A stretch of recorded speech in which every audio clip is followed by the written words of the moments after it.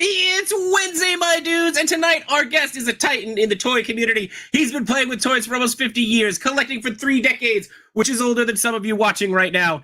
And he has worked in the toy industry for over 20 years. It's an honor to welcome Mr. Stevie to the show. Plus, Mr. Stevie will draw a winner for the charity raffle benefiting the Save the Children Foundation. So someone is going to win a TBC Jabba's sail barge. Boy, that's a lot of words. It's all happening live, so let's get this show started. Cue the intro, Machu!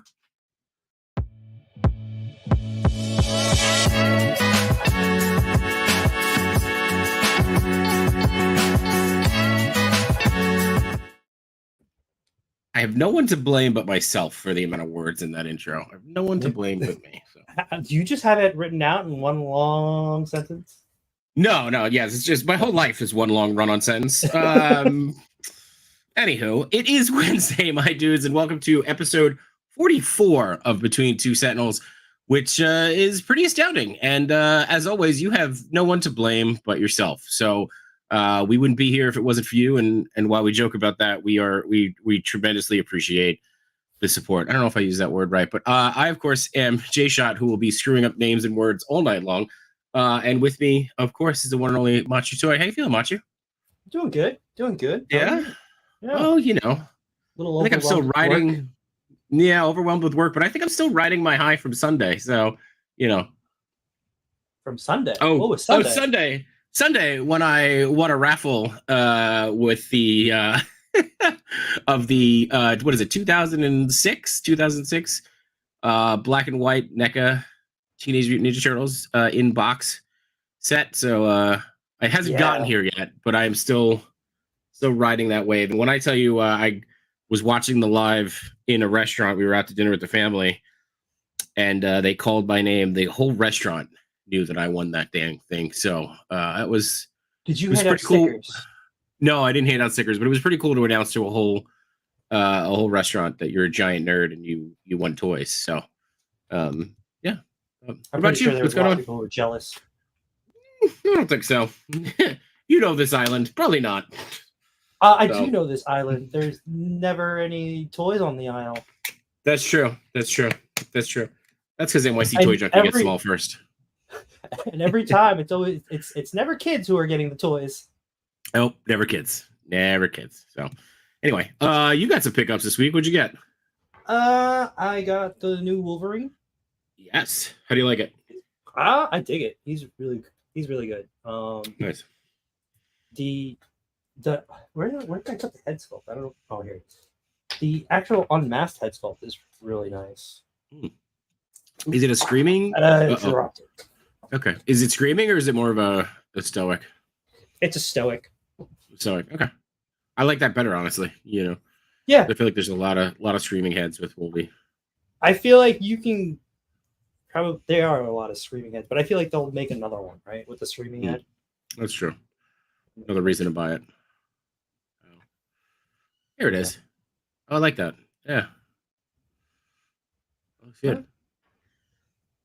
And now we were talking about this. We don't know, right? We said if that's the same buck as the VHS box, but I don't. Just not with the cell shading. I don't have the VHS one, but the older Wolverines, they're a little more like ripped, like you can see the more muscle definition. Mm-hmm. And this one, he looks more like he's wearing a suit, right? Like it's not as defined. Okay. So it's I got you. Almost like yeah. Okay, I get that. Yeah. Okay. And then what else did I get? One of my pickups is in the other room. It was a third-party figure, the Green Monster from TW Toys. But I did get an SHF Obi-Wan from episode 1. Wow, where'd you get that? eBay. Oh, okay. I've heard of them. Yeah. I've heard of them. What about you? Other than winning?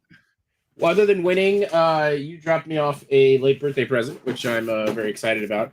Also, it's a lot heavier than I thought it would be. Pull off the old Target bag.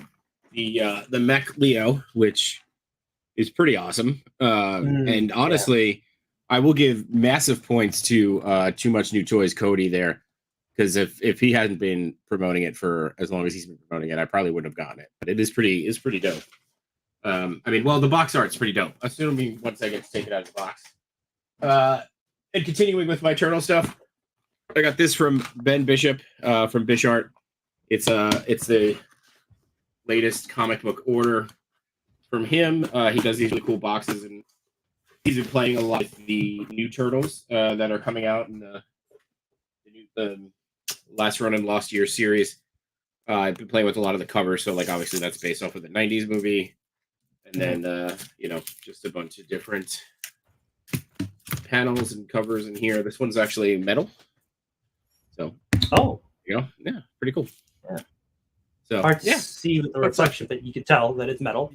Well, yeah, that's why I banged it on the microphone. So enjoy that, everybody. You're welcome. So, but yeah, nobody asked for that. Nobody asked for the show, but here we are anyway.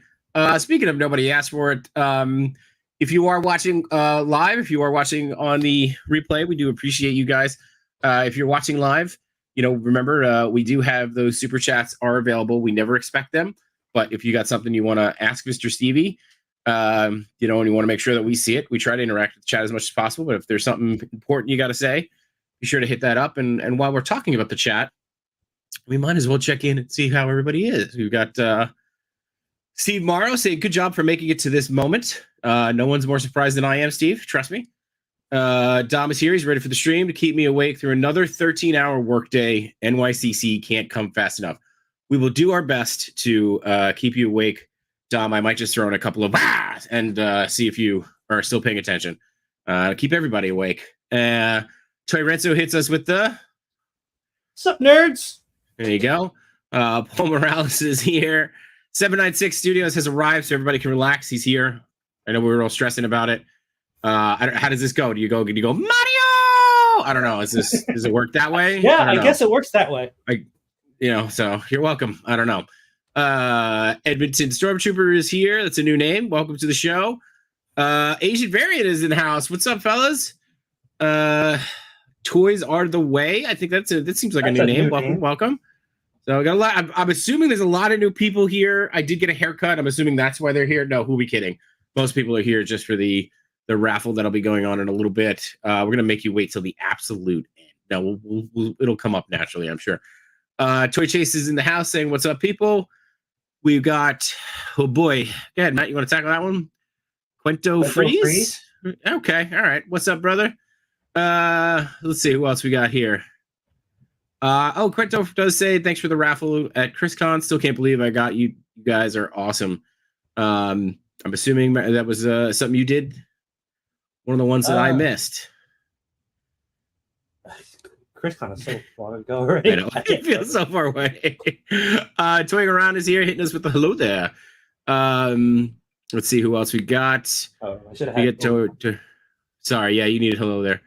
Headrock is in the house saying sup, gang. Captain McKay random. Let's see, what has he got? He's always good with the typing. Evening, everyone. Hope you guys are well. Gonna be on the replay crew. Met Mr. Stevie at Toys in Action Con last year. He's awesome. So thank you, Captain McKay. Appreciate the support as always. Toy Addict is in the house. No Chewing is here. Don't forget, No Chewing and Toy Daddy and Yimbo Reviews Everything will be live with the TPC Top 10 at 8:45. So, stick around for a little bit or, stay with us and then go watch some of the replay. Yoko's in the house saying hello, friends. Melly Mosey's is here. Blah, stumbling over everything already. Ghost Dog is in the house. That's the new name. Welcome. We got Fig Bunker, who is first as always. And I think that gets us through everybody. So yeah, I think we've got. Oh, there's a new one. The stream is now under imperial jurisdiction. Oh, okay then. For the Empire. Oh, we'll go from there. And I guess nothing else to do than to bring in Mr. Stevie himself. So, ta-da! Poof, there he is. Good evening. I'm just going to sit here and read the comments. Man, you got a lot of people chatting. It's great. I'm just going to read this. It's great. All right. And comments are always the best part, and just interacting with it. There's no swearing yet, which is amazing. For anything I'm on with comments, it's usually profanity. You are a profanity.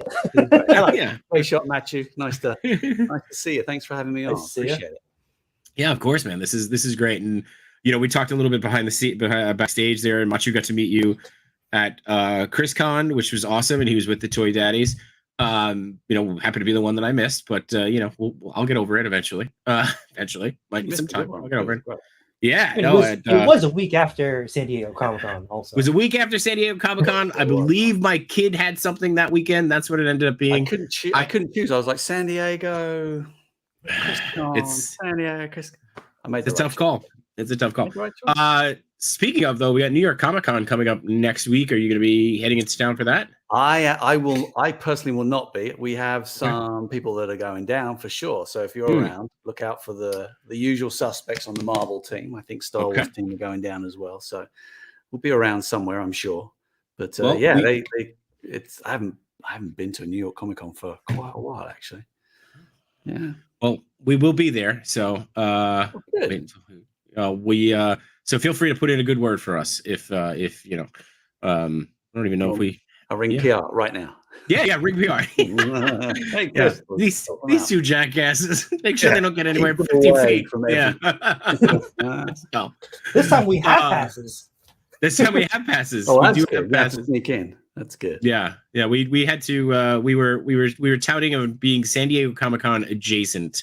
We were outside for most of San Diego Comic-Con because we didn't have passes, but we figured it out. Well, the interesting thing I always found weird is like when you go to San Diego, the whole city is Comic-Con. Whereas you go to New York, and I wouldn't say it's bigger, but it's not that much bigger. It seems more isolated. I want to see it spread out a little bit more and take over like a kind of like a rash. That's what I like. I like it when you start running into people dressed up as a Sentinel sitting in Burger King. Stuff like that. It's really pretty contained to the Javits Center itself, and that is kind of the joy of San Diego is that it feels more like the whole town is involved. Yeah, it's a much cooler thing. Real quick though on ChrisCon, and I hope that he is watching, but you got to hold the Laserman prototype, which is just absolutely incredible, and they held it together pretty well. They were being quite serious about it, and I was like, it wasn't until he started cracking a bit because I'm standing right there and I'm going, this is a joke.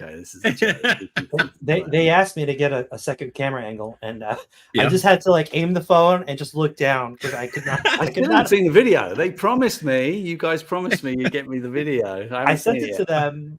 I don't know. They got to send it to you. I sent them my angle, but.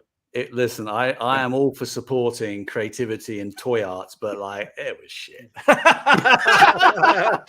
Thank you. Okay, that's it. Industry best job. Yeah. That was great. I just and you know what? All joking aside, the picture that I saw of you holding it and Chris's smile of you holding it, like that's it. That's it. Like it's like it was the best part. So and No Chewing says he'll be posting that video next week.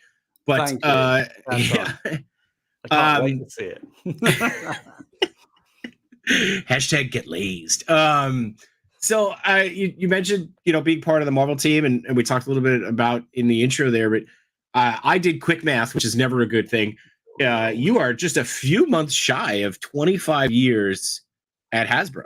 I am. June the 1st, I think. Yeah, June the 1st. Like, wow. I never trust LinkedIn. LinkedIn sends me happy anniversary seemingly every other week. So I don't know quite what their algorithm is doing. But yeah, June 1st, 1999 is when I started at Hasbro back in London. So yeah, 25 years. I get to join the Quarter Century Club.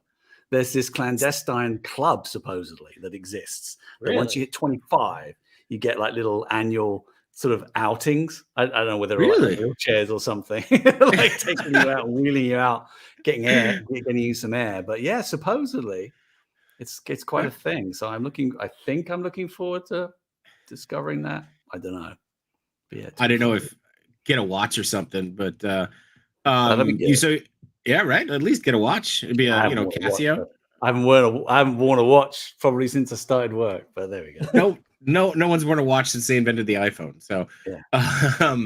But yeah, it's I got a quick note here that says started as packaging and brand design in the UK, where you worked for 13 years before coming over to be the director of integrated play and global brand design in 2010. Look at you. You've done your homework. Yeah, I do my homework, So originally I started off as graphic designer. I'm graphic design trained. So in 99, when episode 1 was coming out, I was a big Star Wars fan. I used to buy and sell Star Wars figures to help me through university. And I finished university and I went to a good art school, and they were like, "Oh, you'll get a job. You'll get a job in London. You work for a big agency. It's going to be amazing." I didn't get a job for a year and a half.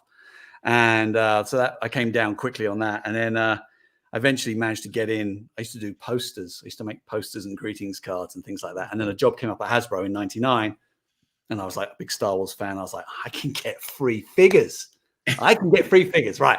Get this job. I was a pain in the ass. I kind of went, I really want to work for you. And they eventually gave me the gig, and I didn't get free figures. But I started off doing packaging in the UK.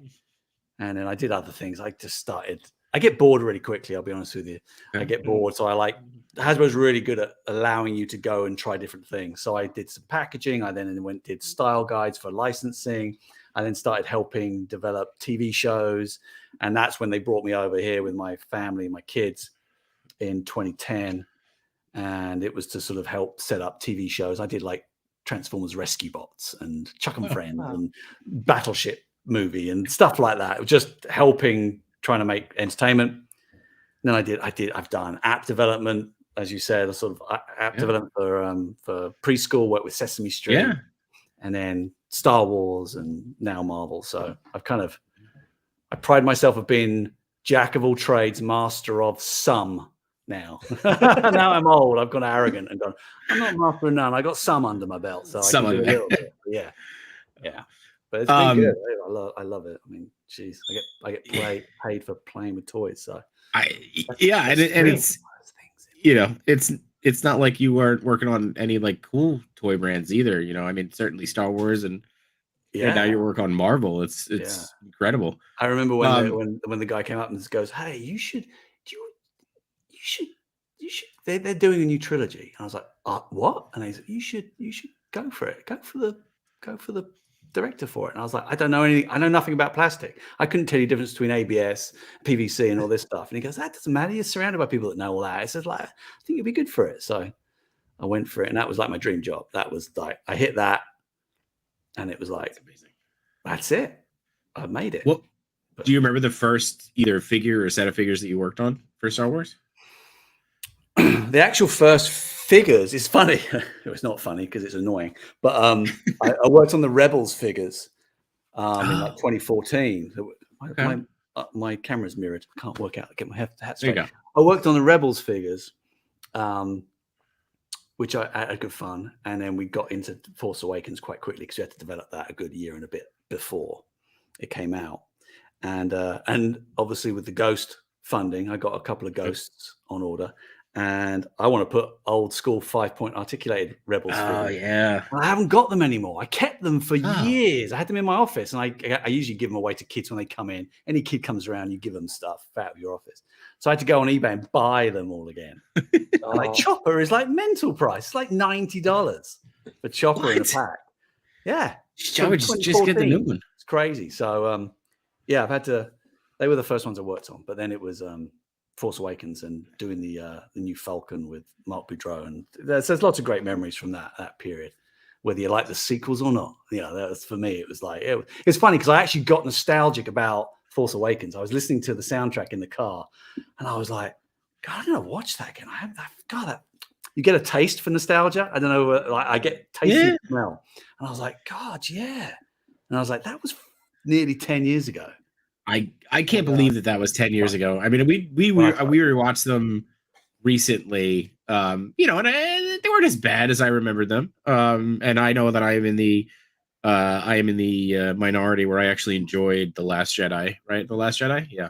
The second one. So I actually liked it, and I know people are gonna come for me for that. Right. But hey, I enjoyed it. It was something different, and whatever your thoughts are on Luke, those are your thoughts. I mean, it's weird. Like, remember when the prequels came out, everyone was derising the prequels, and now like we've hit this, Anakin coming back in Ahsoka. Spoiler if you haven't seen it, well, you should have seen it. So it's like that generation hits, and they're like, prequels are mine. That is my nostalgia, and I'm telling you, 15 years time, it'll be all hated. They'll be going, Ray, oh my god, remember that? They will. That's how it works. We all hated Hayden Christensen back then, and now we can't wait to see him again. So he's awesome. It all works out.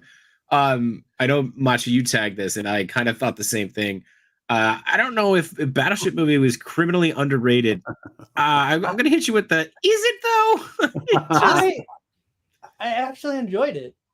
Okay. So I'll let you enjoy Last Jedi. You did? You let me enjoy Last Jedi? You enjoyed the Battleship movie. Guilty pleasures. It's all right. If you can't have guilty pleasure in this life, what's the point? Oh, yeah. Exactly. That's right. That's right. So there's about 31 people who have a guilty pleasure watching the show right now. That's right. Yeah, that's true. There's a lot of guilty people out there feeling the Wednesday show no one wants to admit. Yibo hits us with a jack of all trades is a master of none, but oftentimes better than a master of one. So there you go. That's the full phrase. That is my aim. I pride myself on agnostic skill levels. Yeah. I know about packaging, I know a bit of product, I know a bit of app development. I get bored. Hey, what can I tell you? You're bored. Jump around. It works. It's a ADHD superpower. That's how it works. So Hyperspace Case, thank you so much for reminding everybody hit that like button.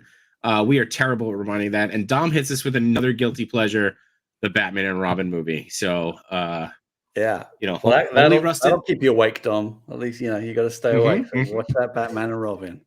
Holy rusted metal, Batman. I was just about to say the same thing, Jay. Best line out of that. Although that was Batman Forever, if I remember. Oh, it was. You're right. You're absolutely right. Riddler thing, yeah. You're right. So you're right. So when was that? Yeah, God. Yeah, 97, something like that. 95. God. This is the only Wednesday stream. This is the only Wednesday show on right now. Right now. There's other shows coming on. So there's other shows coming on too. So what was the move like from going from Star Wars to Marvel and just like, was that a natural? I know you say you get bored, so was it a natural progression? Was it something you were going after? I can be honest with you. I left Star Wars because I started to get into a routine. I started going, we'll do this again, and we'll do this again, and we'll this again. And I'm British, so I'm very self-deprecating. So I'm like, this ain't right. No, there needs to be new thoughts, new blood. So I went, right, I'm going to go off, and I went off and joined consumer products. So I helped out other companies to make stuff with our brands, like Transformers, Littlest Pet Shop, Littlest Pet Shop, but like My Little Pony, stuff like that, Joe. So I helped other companies make comic books or rides or lunchboxes, T-shirts. So I did that for a couple of years, and then the head of Action Brands came back, and he was like, "Hey, come and do superheroes? Come and do superheroes." So I was like, "All right, yeah." I mean, I'll be honest with you.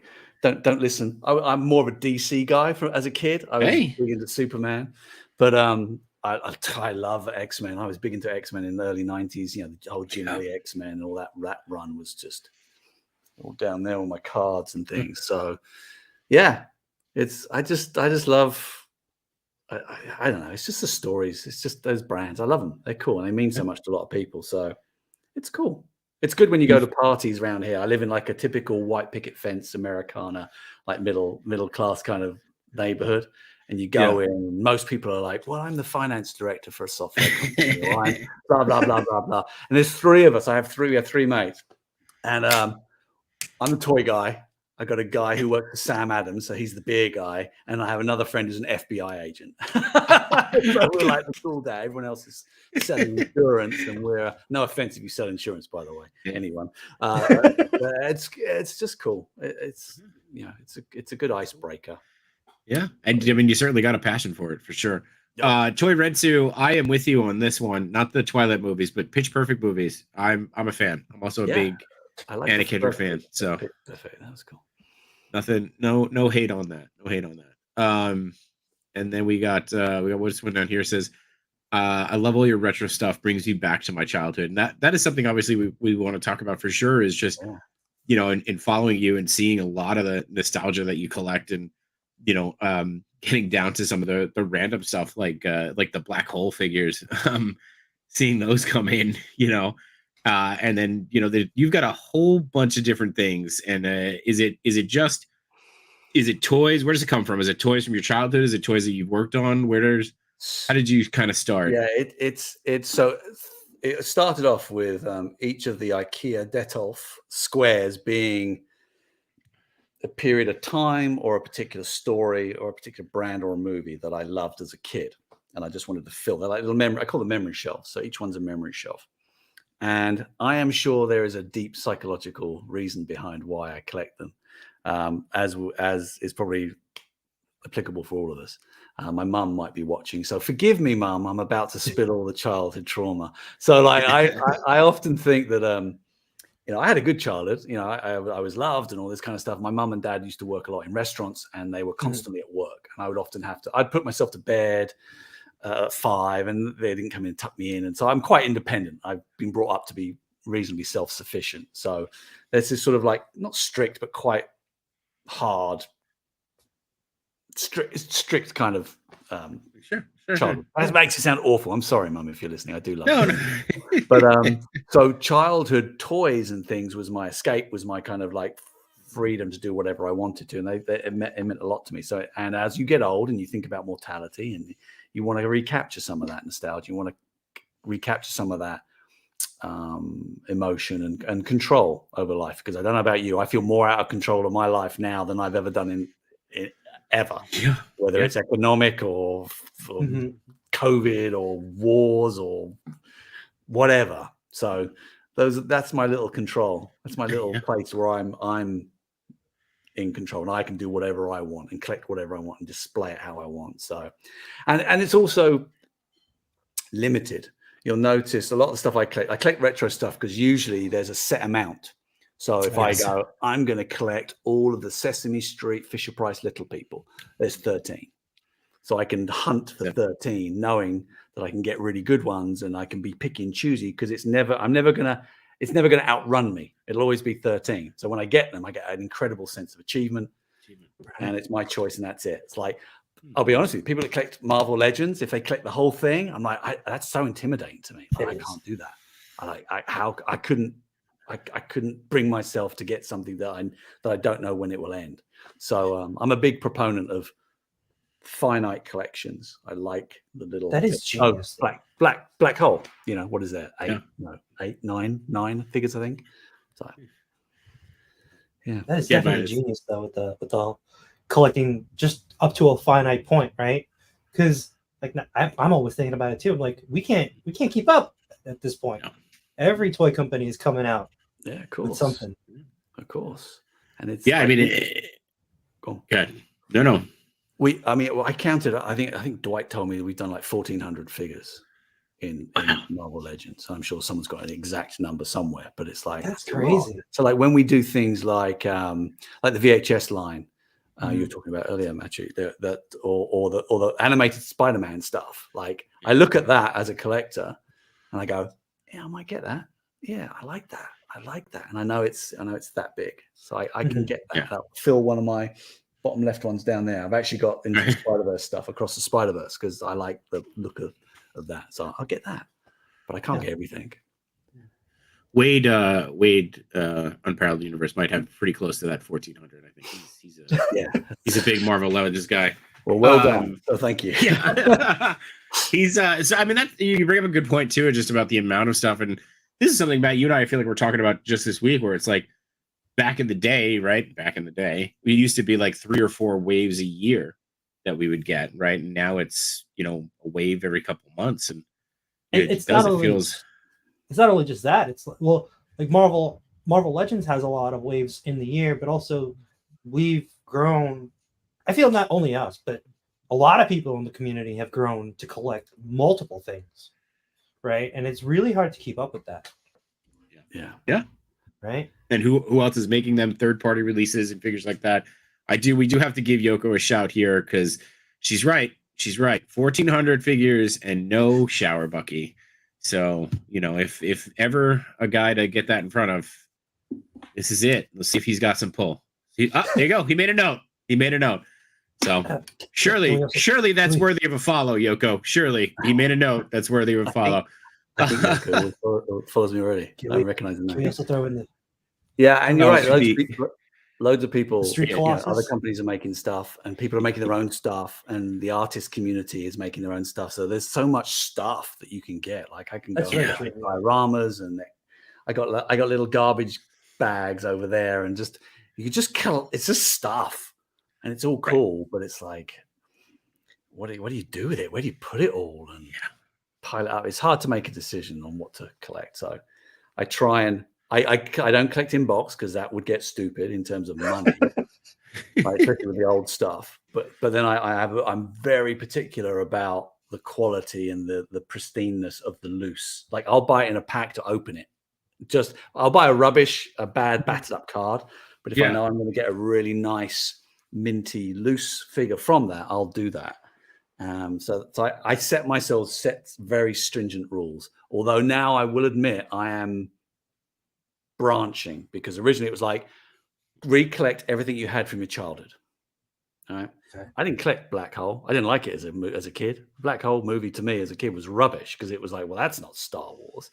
It was awful. I kind of liked the robots and Maximilian, but I was like, nah. But I go back now and I look at it and go, yeah, if I can find a really good Vincent, I'll get one. And I found like an amazing one. I was like, okay, now I got to get it. And then as soon as I get it, I go, well, I'll get the other ones. So now, I would have bought it if I liked it when I was younger. So you make up reasons. It's an addict's curse. It's like that. It's like that Instagram audio, right? It was, I'm just gonna get one. Well, I got to get it at friend. What if it's bored? What if these two guys don't like each other? I got to get a third. It spreads, and like I'm trying to get. It's funny because over there is my wife's kind of workout area. She works out seemingly every day, and I've got all this glass Detolf stuff, and I've got weights and barbells and things, so it kind of stops me spreading because I can't put another one in. She's like, I'll break it. She goes, I'll break it. You bring that near me, I'm going to break it. I'll break it. That's the threat. Yeah. She's clumsy. So I was going to say the Detolfs now have been retired, right? And we're going to have the new Detolf. So what the hell about? Are they? I don't know. They should have just doubled the price. We would have. They were good value. Well, I guess you've never had the problem, but some people have the problem with the glass just shattering. So I wonder if that's part of the issue that they're going to fix. So I'm going to set up a new company that just makes easy, affordable display cases, because that's I'm all for it. I'm all for it. Yeah. Because most of it's the shelves. The shelves are the problem. That's what it boils down to. Always the problem. Shelves are the problem. One thing I did want to ask you about when we were talking about vintage toys is the Indiana Jones figures that you collected were then used to help create the relaunch ones. I mean, I'm a huge Indiana Jones fan, and just I remember seeing just a quick video of on that. Was there anything that how was that? How did that happen? So it stems from introducing the retro collection on Star Wars, because that was. I wouldn't say I did it, but it was my suggestion. I was like, hey, why don't we do retro and do some new characters and maybe do some existing ones? And I think there's a market out there for Kenner, and they're so expensive. As long as we don't sell them as these are the originals, and with the packaging, then that's kind of cool. And they said, oh, all right, let's do that. And they scanned my Star Wars, the first 12. And then who was it? It must have been Patrick. Patrick came up to me and he was like, they're doing a new Indiana Jones movie. And I was like, first of all, I was like, are they? I was like, really? And he said, yeah. And I was like, and I just, I remember just sort of, are we doing retro figures? Because I was off the team by then. I was like, oh, are you doing retro figures? And he was like, yeah, I think we will. I was like, oh, because I was so pissed off that Crusade and Temple and Doom weren't part of the Kenner. They went to LJN. Right. And I was like, you've got to do new characters. You've got to do Doom and Crusade, and they went, yeah, they'll do it. And I said, well, I've got all the Raiders ones. I've got them all, and the thumb's intact. And they were like, "Oh, can we scan those as well?" So I was like, "Of course." I get a very perverse pleasure in knowing that my figures that I hunted for and through rain, shine, that I got 20, 30 years ago, some of these, are the ones that are 3D scanned and in other people's collections. Like, I feel that's awesome. I have.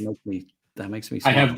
I have the 3 of them up here. I've got the Mechanic, I've got Indie, and I've got Short Round. Those are the ones that I chase after for the retro. So, and then I've just picked this up last week. When I was young, like, it was you didn't find the Raiders stuff in England that much. I had a Tocht, or someone had a Tocht, and I knew what it was. I saw the movie and I loved the movie, but I was never aware of the toys. And I remember my mate Andrew Pearson, I think, had Tocht, and I was like, "That's the Fraulein guy from the movie." Where did you get that? And he didn't know where he got it, so I wasn't really aware of him. So not until I kind of like got into the community more, and I was like, "Oh, geez, I got to get those," but they were expensive. But Jerry sent us a super sticker, but it's weird, right? Because we don't get to see the super sticker here. What does a super sticker mean? What's that? The chat gets to see it. The chat gets to see it, and I think we can watch it on the replay. So we'll get those views up. Yes, thank you for the super sticker. And Kevin hits us with the money, saying Steve noted there is a market for Shower Bucky. So you heard it here first. Breaking news. Breaking news. There has been a note. Oliver says he's loving the retro styles, and he just got the 6-inch map room, which is cool. Awesome. We haven't found that yet. Or Matt, you found them and then they took them away from you. So the map room indie, because when I found it on the peg, it was supposed to come. I think it was supposed to be out now, but this was like last week when I found it. So they're like, "Oh, it's street data. We can't get this to you." Damn it! Every time they offer a service where they can put it aside for you, like in the old comic stores where you'd kind of pre-order and they just keep it. You wouldn't have to pay for it. You just wait until you come in. They don't do that. They don't offer that, at least at Target. So I'm reading Rick Jones's comment. Rogue One figures were almost retro with that articulation. Yeah. I love 5 points. What can I tell you? Those sculpts, man, they were decent. They were good. Is there currently a figure that you're hunting now? I've got loads. I keep looking. I'm a big fan of Ralph Bakshi's Lord of the Rings 1978 animation. I don't know if you're aware of that. You certainly don't look old enough to be, but it used to freak me out as a kid, but I used to love it. And I've got Aragorn and I've got Gollum. Again, there's eight figures or 8. Yeah, and it's like, and that's it. That's so expensive. Yeah. I was looking at Gandalf today, and it was he didn't have his hat. He was pretty chipped on one of his hands, and it was like $300, and it was a buy it now for $300. And I was like, that's cheap because usually they're $600, $700. So those figures, I'm always looking at. But again, I'm a real stickler for quality. I've got to.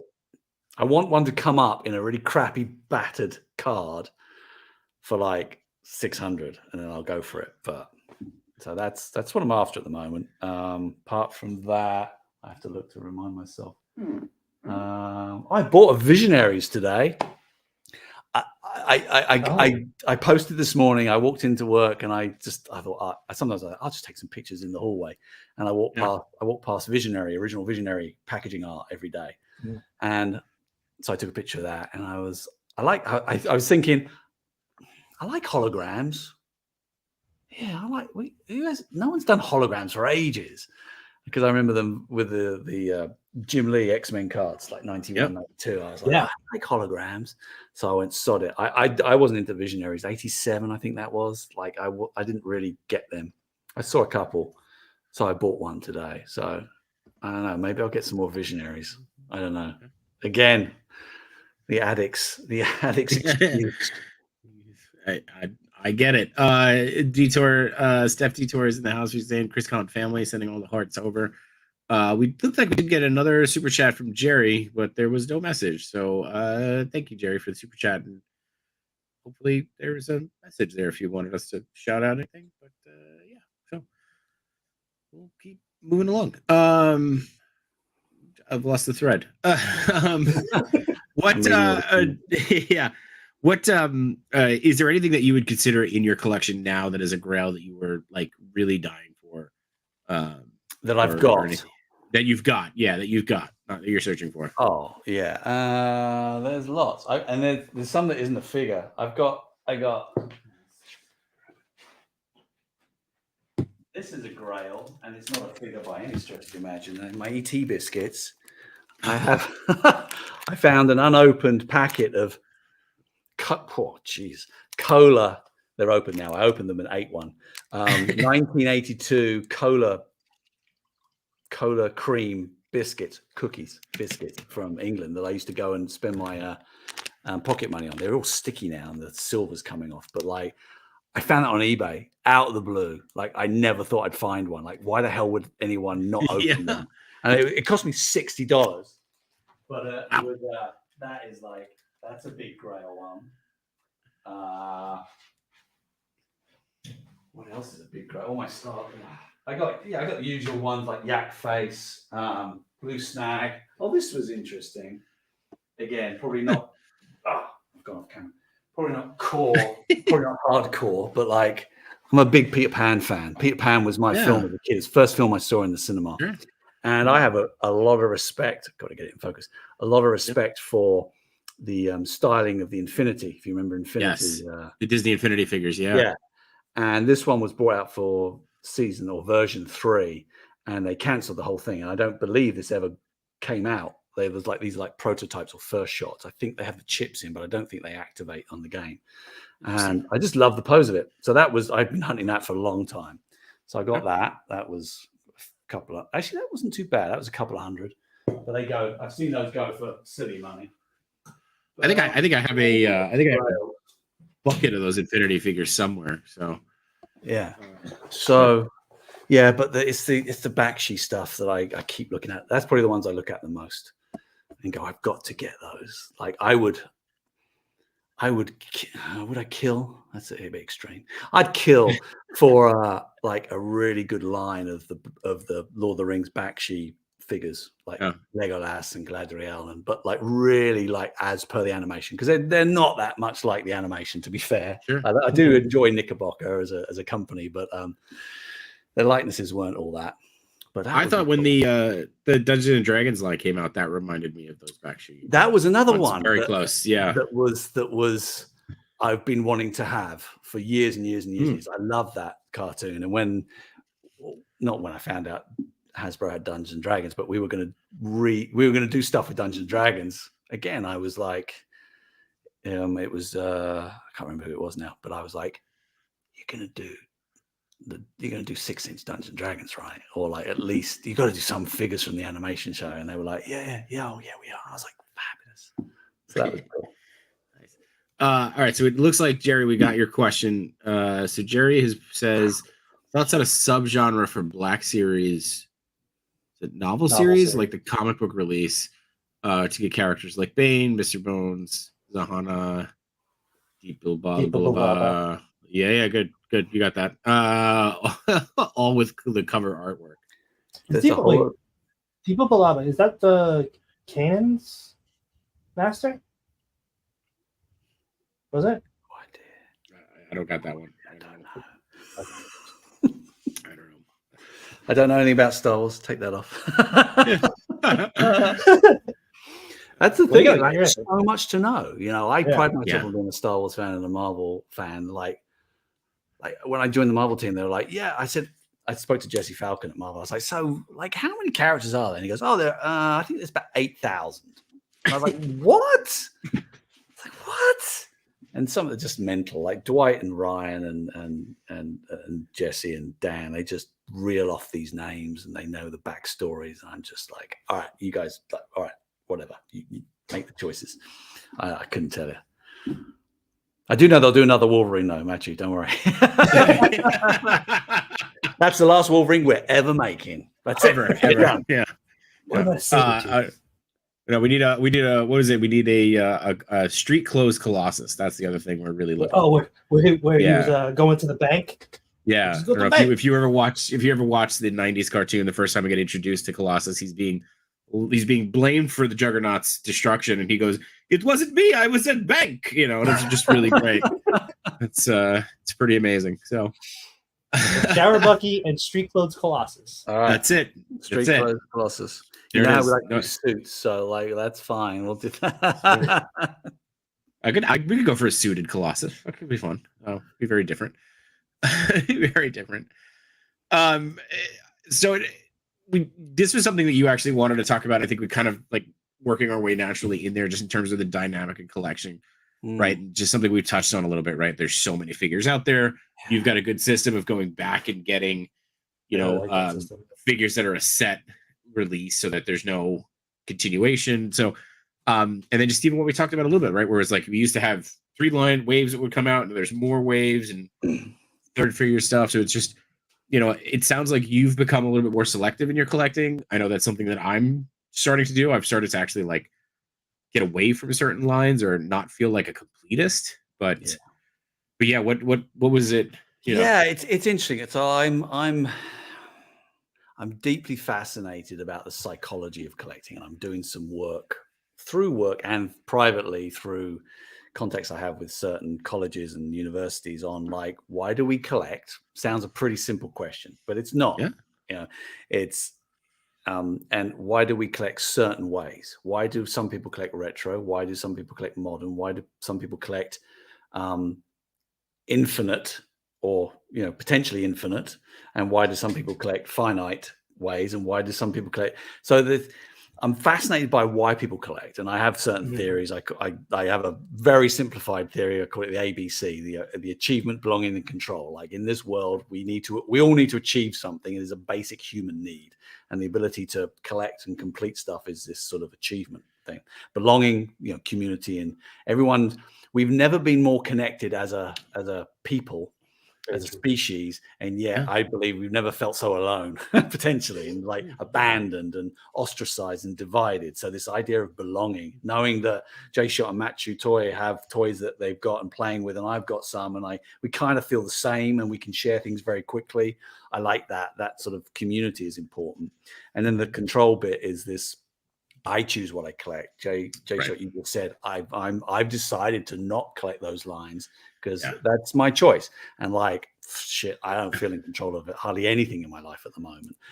Being a 50-year-old, paying mortgages, kids going out, going to university, getting older, and having boyfriends, girlfriends. I'm like out of control. So the ability to decide that I want Lord of the Rings, Ralph Bakshi, 1978.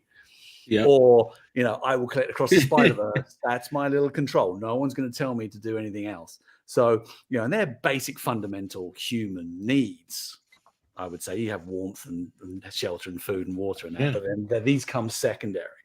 So I'm interested in how collecting provides that, and then I'm also interested in how I've got to where I am being 50 and collect the way I do because I have a certain love and affinity when I was like 6, 7, 8 years old, right? I've made that journey. And like all of us, I've kind of gone in and I've gone out and I've found my way back into collecting and I've found the community and I've been lucky enough to get a job within that furnishes that, but I've got to where I am and I'm like, I'm not unusual. I'm not extraordinary. And I'm like, we're all the same, but we all have different journeys. I'm very interested in everybody's journey from kid to fan, this sort of road to fandom, or I call it the lifelong love of toys. Like, what does that mean?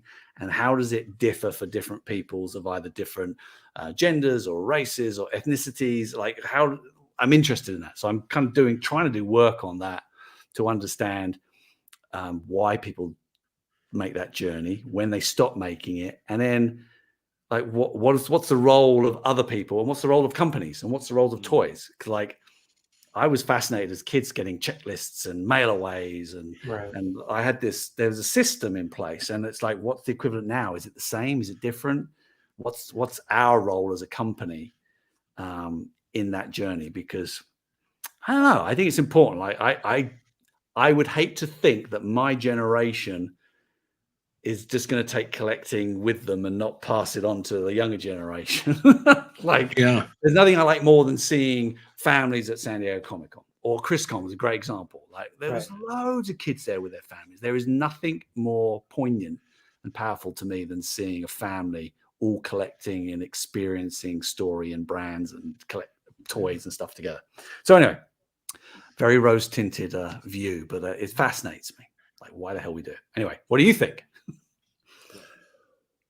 Good, man. I think as a society, we all collect something, and for like our generation, it was more rooted because of like in the 80s, there was a lot of media that was targeted to kids to just sell toys, right? Yeah. Or they would attach stories to these characters, which have grown with us into adulthood, right? Mm-hmm. So we are attached to that, and now we want to just collect all the memorabilia that is with that property, right? I think about it like when I try to explain to my parents, because like when my dad was, when he was a kid, GI Joes were just soldiers, right? So there's no story there. It's not really a character. It was a job. It was an occupation. So that's why it was easier for them to grow out of it. But he still collects other things. Like he was collecting beer steins for a while. For us, we just collect toys. My cousin collects sneakers. We all collect something. And collect something, and it's all about getting that feeling, right? I mean, for me, when I first started, collecting and kind of went back and did Turtles, right? I mean, I was like, I'm not going to get any of the retro figures, and I was like, oh, these are great. Like I remember playing with this one, as a kid, but like now for me, it's grown, right? Like my kids are now into Turtles, right? So now it's become like a family thing, and while there's a part of me that's like, no, this is my thing, get away. There's also this like, I love sharing this with them, right? So like getting the experience to take my kids to go see Mutant Mayhem, and then them being excited when we go to the toy aisle and there's toys there, and them wanting that. And it's like, I remember that feeling, and now I want to share that feeling with them. So that's certainly a piece of that for me. But I mean, in terms of just like limiting myself, I know that I have that completist mentality. So like, I definitely have to back off a little bit on certain aspects, right? Like there's figures that I will always, or lines that I will always be a completist on. But then there's other lines where now I'm like, okay, I don't need this, this figure from, Star Wars that was in a scene for 3.5 seconds. I'm never going to shoot that, or I'm never going to reuse that figure, So, but you do that for Turtles. Yeah, no, I do that for Turtles. That's what I mean. I have to make that choice. So, and I will say this, this question's actually brought up a lot in the chat here. So people have kind of opened up, and I'm looking at Oliver C's, and Oliver's very kindly opened up saying that he's a recovering addict and he collects toys, and so I'm sure that there is some kind of connection there. I'm no doctor, but thank God nobody wants me as a doctor. But I mean the dopamine hit, I'm sure, from that aspect. And Rick Jones says the same thing, gambling and drinking, and and Red Dog makes a good point too, saying the saddest part about collecting is it's not really ours. We will pass it on someday, and we think about being loved that much in that moment. And can you imagine if you pass it on and they get rid of it? Can you imagine if like you pass it on and they don't give a crap? Like Jay, when you were talking about your kids and enjoying Mutant Mayhem and Turtles and stuff, there may come a point I'm sure they go, I'm not interested in that, Dad. I like something else. Yeah. And I had it reasonably recently. My kids Sam's 20 and the girls are 16. I have twin girls. And Bethany was huge into Star Wars. She was Rey obsessed. Star Wars, blah, blah. And then suddenly it just went. Gone. Yeah. Mola Ram. It was like what? So like I don't know how to deal with that. Well, I have to deal with it. I all I can say is I'm sure that there will be a time, but all I can hope is that it comes back, right? I mean, it came back for me, and you go back to thinking about other times, and there's also a point of like, I'm sure that if they wanted to continue in it, you're supportive of it. I would be supportive of it, and if they're not, then they're not, right? We're not going to force it on them. Toys are the way. Bring up a good point. I'll talk about that, where it's like nothing like the thrill of the toy hunt and finding something that you were hell bent on. So, listen, I've been in this gig long enough, and I've heard on a number of occasions, I can't find it anywhere. Oh, you can't get it. I'm okay, all right. I'm not in charge of distribution, but I kind of I challenge back to some extent that, because I'm of the opinion, and again, I'm only judging on myself and people I know, is like we do like the hunt. I have this feeling that everything's in threes. Like three's a magic number for me. The ABC and 1, 2, 3. It's like if I go and find something and I find it straight away, that ain't a hunt. I don't like that. I like going somewhere, not finding it, going somewhere else, not finding it. Then the chase is on. Then it's like, Yes. okay, all right. I better find it on the third turn or it's ruined. Right. That's what I think that's human nature. This 1, 2, 3. 3 strikes you out. There's a reason to this perfect little thing, and it's like 3. So like when people say, "Oh, I can't find it," I'm like, "Yeah, you like it. You like not finding it." But as long as you find it on the third go, I think that's part of the fun. Right. Yeah. Part of the fun. That's part of the part of that chase. Well, if you like not finding things, you should come shop in our area. I'll tell you that. I know. That's so. Yeah. Yeah. Can't talk about every now and then I do go and beat people up. That's about true. that. You do find stuff. No, like you're right. It makes it so much better than when you do end up finding it. I think that's a piece of it. So, but it is important. I do spout that at work. I'm like, 3. No, yes. It can't be no. Yeah. And don't make it yes, because it just ruins it. It ruins it. I do like Rick Jones's comments. He's Creature of the Black Lagoon is a work of art and changed prosthetic makeup, so I needed that figure, its history in hand. That's interesting. So it's something that, the figure represents something else. And I mean, we talk about that in terms of like whether it represents a time in your childhood, but that's interesting that it, for him, it represents cinematic history. Yeah. So that's I got a custom Bubo from Clash of the Titans. Like Clash of the Titans, Jason the Argonauts, all the Sinbad, 7 Voyages of Sinbad, those kind of Harryhausen. Yeah. Like what I want to say there's like early 60s? Early 60s something? If not earlier. Yeah, if not earlier. They were black and white. They were probably 50s, yeah. Yeah, and it was like as a kid, I used to look, oh my God, they scared the life out of me. But they were just like so evocative. And even just hats off to Mattel. They did a pretty good job of getting likenesses, but like even Calibos was like, I look at it now and I remember feeling scared watching that weird devil guy with like ginger hair. It was weird. But yeah, that's interesting. They're artifacts. Toys are like artifacts. They mark moments in your memory, or it's just, I don't know. It just floods back when I look at them. What did Belloc say? It's a simple watch. I bury it in the sand. A few hundred years. Yeah, it's priceless. There you go. Priceless. Oh. And Thor is here. He's with you. He says his favorite movie is Jason and the Argonauts. So, or I always get those mixed up. Jason the Argonauts is the one with the skeletons, right? That's where the skeletons. I think so. I always get that and Clash mixed up. But yeah, that was insane special effects, especially for back then. Rick says Ray Harryhausen is my hero. Yeah. So. And it's weird because I mean I've film school, I've studied Harryhausen, I know who Harryhausen is, but the only way I remember him is I remember the name Harryhausen is because it was the name of the sushi restaurant in Monsters Inc. And that is like my trigger. Like that's my trigger to remember that name. Like certain things you just need to trigger. Yeah, that's my trigger. Isn't there a shirt brand that you buy in sort of depot villages that you go and buy like secondhand shirts? It's called a Harryhausen, isn't it? Is it? There's a shirt. Someone tell me. There's a shirt brand and there's a shop. I remember. Oh no, it's Van Housen. Sorry. Oh, Van Housen. Okay. Oh, yeah. Close enough. That was close enough. So, let's dive in here, and in terms of our good friend Frank, let's dive in to your charity work with Save the Children, where you raised over $6,000, which is just incredible. I tell you, it's I occasionally do these things, and it sounds very pompous, like try and give back, yeah. But like we were at ChrisCon and I had a Galactus and I did raffle there, and we raised like $690, and I was like blown away. I was like, wow, this is great. And then for my 20,000 followers, I knew that I wanted to give away a barge. I was like, I've got a bar, I want to give it away.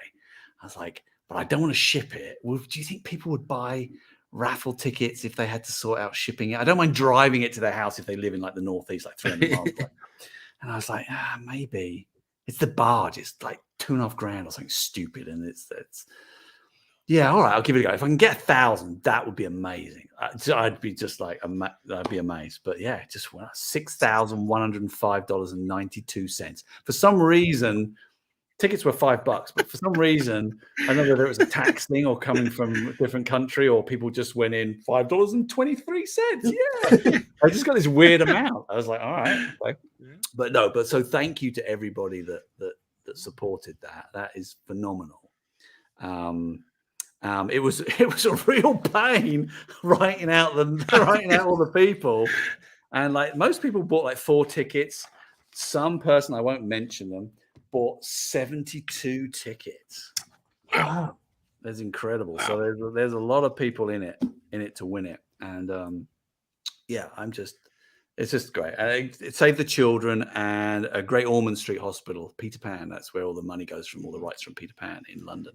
They're the 2 things that I often kind of do things for. But yeah, save the children. I'm sure $6,000 will be very useful.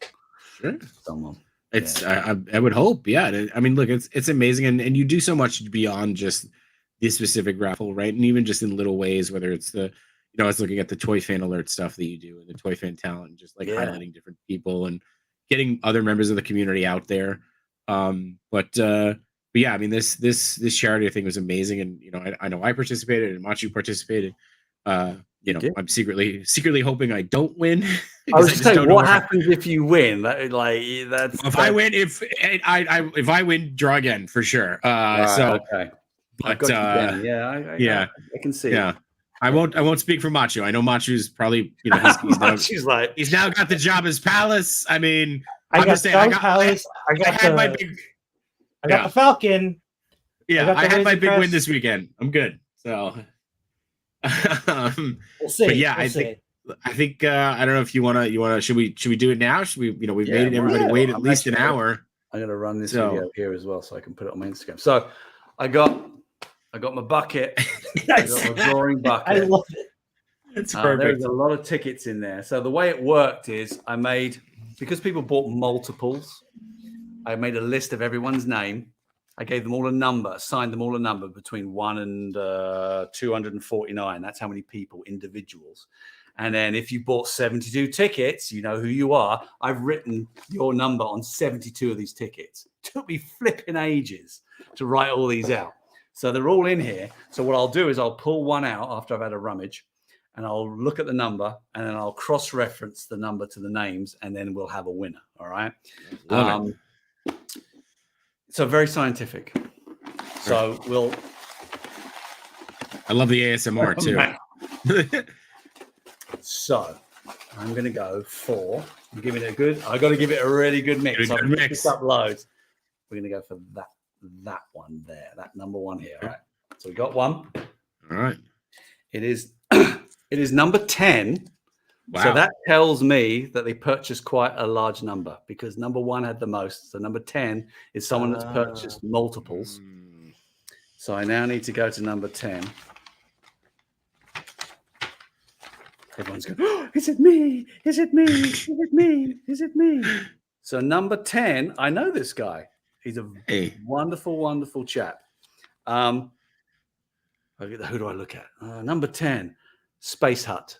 Lewis Cook. Congratulations. I've met. Congratulations, my friend. You are the winner. You bought multiples. Thank you very much. Very generous. I won't tell everyone how many you spent because that's embarrassing. But it's yours, man. I'm really happy. He's a really nice guy. Very genuine, gentle. Does a lot for the community. I think he lives in England, so I don't know how you are going to organize getting that to you, but you got to. All right. I don't know if he's on here. Are you on here? I don't know if he is, but if Space Hut, if you're there, hey, I agree. Why aren't you on here? It's the only Wednesday show. Yeah. Lewis Cook. All right, but that's it. So, thank you to everybody that entered. I'll be doing more of these, I'm sure, but greatly appreciated. All right, that's awesome. Yeah, congratulations, Lewis. All right, cool. Moving on. No, look, it's an amazing thing, and I'm glad that we were able to raise so much money for that, and or you were able to raise so much money for that. I don't know why I said we, But yeah, I'm sure, like you said, there'll be another one coming, and doors always open if you want to come back on and do another live raffle. We'll be thrilled to host you there. So part of me is kind of relieved that I don't have to find the space for a sail barge. I'm sorry. Maybe Lewis will give it to you. He's very generous. No. I'm relieved because it's like I have too many TVC ships right now, and the Ghost on the way. So Ghost is coming. Yeah, the Ghost is coming. I had a look at that the other day. Oh, it's good. It's really good. I like the figures too. On those mural cards. I hope, are they going to be available? I know that Chopper and Sabine will be available for purchase later. Yes. Are the other ones going to be available for purchase on the mural card? They have not been announced in the. Get my facts right. I just checked with PR. I believe they've been announced that those characters in a different format will be available. Okay. But not necessarily. They haven't announced those particular versions on those particular cards. But the mural Chopper and Sabine will be available for everybody. Purchase. But I would suspect, and I'm not the gospel, that the ones that go with the Ghost will retain a certain amount of exclusivity. Got it. Okay. Yeah, because that's the whole point. I really want to put them in the Ghost, but I really love that packaging, and there's a part of me that doesn't want to open them. I'm actually going to display I got a couple of Ghosts coming. I'm actually going to display them with. Have we spoken about this on the air, or did we talk about it beforehand? Like, I'm going to get 5-point Rebels. Your 5 points, yeah. Oh, it's 5 points. Something that you worked on. Speaking of something that you've worked on, you are launching the next wave of Spilt Milk toys. Coming. I am on 0 points 7th articulation. How about no points? None. Yeah, you thought 5 was bad. Yeah, I'm making. Now I'm promoting action figures that move. Not at all, and are made up of cereal. So, yeah, I have a little character called Spilton, who someone named. I can't remember the guy who named it, but like, I don't know. This Spilt Milk toys. I have these little cereal squad from like '92, I want to say, little premiums that come out of cereal packets. I'm obsessed with cereal mascots, by the way. When I came over to America in '83, when I was 10, I was blown away by the cereal aisle that you guys have. Like in England, we had like cornflakes and Weetabix, and all very brown and beige. The most exciting was Frosties, Frosted Flakes, Tony the Tiger. And I came here, you had Fruit Loops and Frankenberry and Count Chocula and Pebbles and all this. And I was like, what the hell is this? What is this stuff? It's like a magazine rack. It's just like so colorful, and I ate them. And as a kid, I loved them. I hate them now. They just taste disgusting. But I was fascinated by the mascots that came with them. So I do a lot of research on the mascots and food mascots. I enjoy coming out the late 60s into the 70s and like where they come from. So I have this thing about Frankenberry and Toucan Sam and Count Chocula and Captain Crunch and stuff like that. So I have a number of memorabilias and things over there. So I just started kind of like casting these and just like, I'll do them in different colors, because I was trying to learn. I've got it all here as if by magic. I was trying to learn like silicone molding and casting and stuff, just as a thing to do through through COVID, really. And then I thought, well, I'm going to make my own. And I grabbed the cinnamon. I always forget the name. Jay, sure, help me. Cinnamon Toast Crunch. It is the best cereal in all of mankind. So Cinnamon Toast Crunch character, the Cinnamoji, I think they call him. And I was like, what if I cut the corners off and I file him down and I groove it and stick some things on? I got to make my own little character. So this is the one I'm dropping like a series of 10 on Saturday, this Saturday for purchase. And then I'll give you an exclusive. I'll give you a first look. Ooh, here we go. Children one. I'm doing one like a silent. Where the hell is it? I've got dead air. I'm off there. I got a special one that is cast that looks like he's drowning in milk. Ooh, that's really cool. And that's really great. People can bid on that one. That one you can't take out of the pack. That one you got to leave in the pack. So I'll do like a silent auction for that one, and whatever that one goes for, we'll go to Save the Children. But it's just good fun. I just love it. It's just silly fun. So and Spilt Milk toys. I don't know. I just, as I say, I get bored. So I go, I'll invent this toy thing, and who knows? Maybe when I retire one day, I'll do Spilt Milk toys proper, and I'll make toys of I'd like to do the Wombles and all my British TV shows that you have no idea what I'm talking about, like Paddington and Morph, and all the British people watching will understand exactly what I'm saying.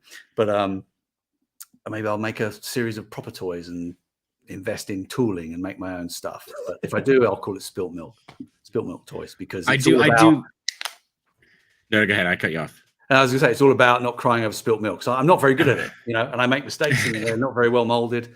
But it's like I'm just making stuff. You're just creating stuff and you're learning. So never cry over spilt milk. You're making mistakes to get better. Failure is a good teacher. Embracing the change. Yeah. I am a fan of there's an old British show that I was a huge fan of, and it was Faulty Towers, was one of my favorites. Faulty Towers.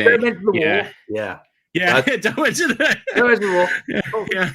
It's funny because my dad's a restaurateur and a hotelier, so that was always a big one in our family. Basil Faulty with John Cleese, and at the beginning they always had the sign that said it was meant to say Faulty Towers, but the sign was always the letters were misarranged. It's like farty owls or foggy towels.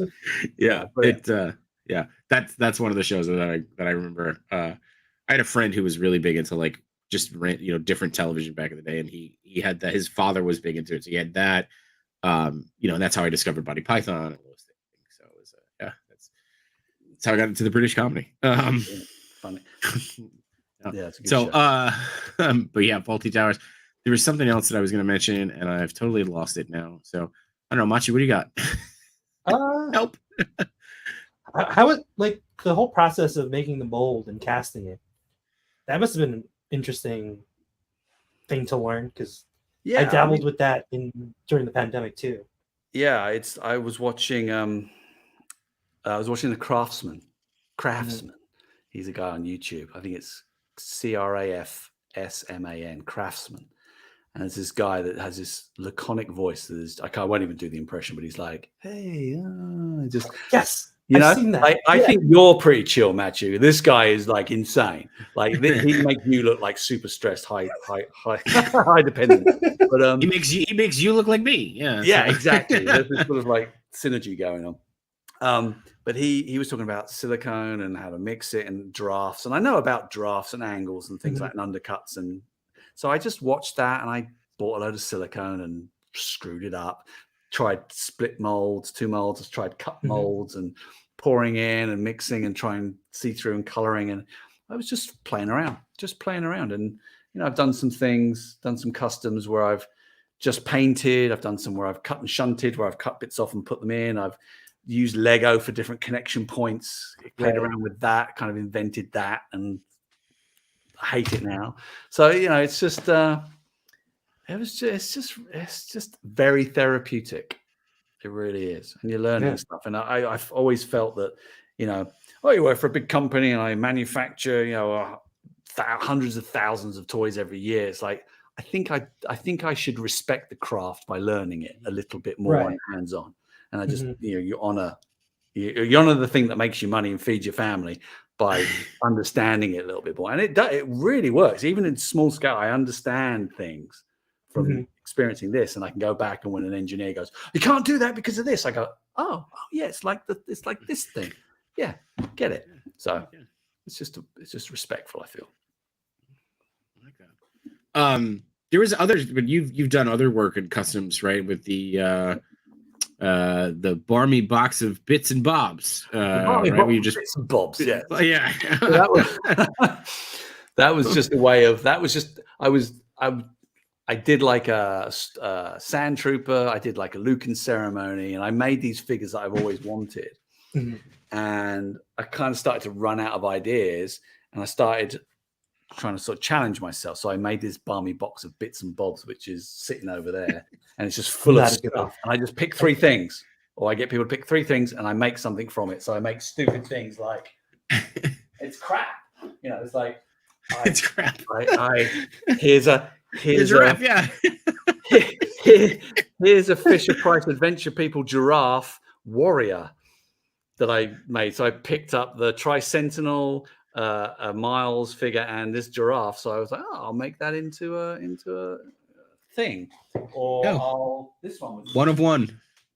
I picked This one didn't work. None of them work. None of them that's very good. This one, I got to get in focus. This one, I got an R2, and I got a. There's a little head. There's a little Falcon, Sam Wilson head, in there, and and this is from these arms are from one of the space people from Adventure People. So I was like, all right, well, I'll try some clear molding, which didn't work. But it didn't work, and it's all frosted, so I broke it so you could see see his head. And I made it more like a Metropolis, kind of like old 1920 kind of battered thing. Down here, I did another mold and filled it full of almost like urine, so it looks like he's alive and he's got a place to go in there. And there's a little Lego mechanism inside that turns the head as I turn it. So, oh, that's cool. I don't know. It's just stuff. Just stuff. Just play around. Yeah, just you have to make up a story. So it just keeps the grey matter just keeping it moving, working. Well, but then you did create the John Hammond, right? Like that was one thing that you did too. That one was pretty good. Yeah, that one came out pretty good. I like the John Hammond one, and then my Jor-El was pretty good, I thought. But I photographed them. I touch them up in Photoshop. I will admit, it's a little bit of post going on. I'm pretty good at Photoshop, so I finished them. I look at them. I go, oh, that's crap. I take a photo, dress it up, and it's like, ooh, there you go. See, master of some. Well, the John Hammond sits in the shelf, I imagine, right? I mean, or unless Instagram lies to me, no, the John Hammond sits in the shelf. There you go. He's right here. He's I dropped his cane, but he's right here. I got the John Hammond. Yeah. So it's Uncle Max from. No, yeah. Oh, the body's Uncle Max from Ben 10. The head is Little John from Robin Hood, Prince of Thieves, cut down. So he's got a flatter head, so I could get the Alan Grant hat on him. And he's still sticky though. That's the annoying thing. I haven't found a good spray coat yet. It's still sticky. I did this like a year and a half ago. So God, was that a year and a half ago? I remember like seeing that on. Like that wasn't from part of the research. That was from me remembering it. Yeah. Wow. I was annoyed that they didn't do a Hammond. So I liked Jurassic Park. I was into Jurassic Park in '93. That was I was at art school then, and I was interested in graphics. And so along comes Jurassic Park with the logo, and it's a Spielberg and the hype and the promote. I hadn't seen anything that hyped since Batman. Batman was probably actually in '89, so it wasn't that 4 years. It seemed an age between the two, but like Batman was was probably the movie that I decided I wanted to be a graphic designer or work in movies, or I was just like, how the hell can so much hype come from just a symbol? Right. Just that logo on a poster and everywhere. It was just brilliant. So, and then Anton Furst's set designs for Gotham was just like. Costume that movie, that movie inspired a lot. I'm sure it inspired a lot of people here to get into that kind of thing. And that Tim Burton movie, and now I'm seeing videos of the Tim Burton Batman 3 movie that never was. Did you hear this? Yeah, I've seen things on that. Yeah, interesting. How they were pinning. They were trying to get. It was Robin Williams. They were trying to get Robin Williams in Batman 2.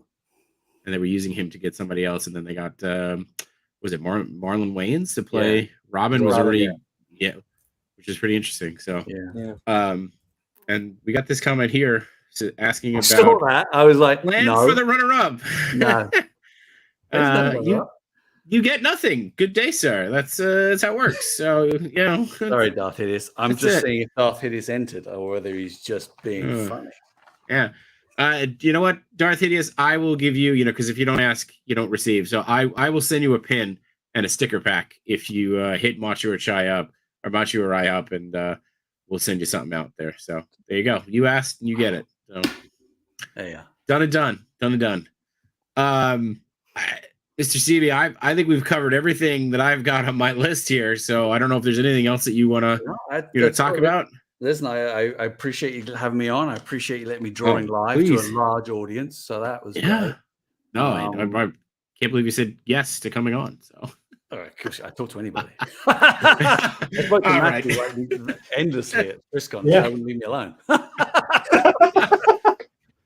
But no, listen, I love what you're doing, and I love the content Thank you. guys do. Thank you. The branding and everything is really cool, and it's people like you that kind of keep this community moving. You know, it keeps the discussion, and I'm just impressed with the number of people that are actually interacting with you live on these things, because often you'll do it and no one's there, and then a lot of people pick up on rewatch. But it's cool. It's cool. And as I said before, I need some sexy lighting. I haven't got any sexy lighting.